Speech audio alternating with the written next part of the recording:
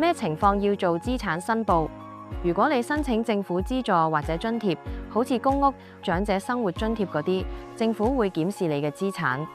如果申報不實，有機會被要求追討已經領取嘅福利，被取消資格，更有可能觸犯法例。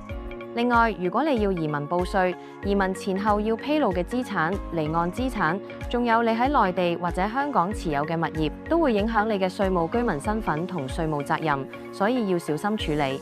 邊啲資產要申報？現金同銀行存款、投資股票、債券、各類基金、車輛、的士、小巴牌照、物業、香港物業、內地物業、海外物業、車位都要申報，無論係自住定係收租都要。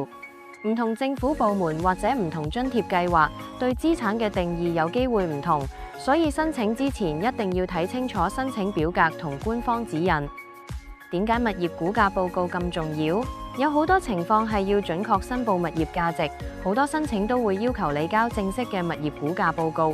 正式嘅估價報告通常會列明物業描述、面積、地址、估值日期，仲要有註冊測量師簽名。申請任何政府資助或者處理移民、報稅問題之前，最好整理好所有資產文件，必要時專業人士幫手做估價同諮詢，避免申報錯漏帶嚟嘅風險。如果你都需要物業資產估值，可以致電21396622查詢啦。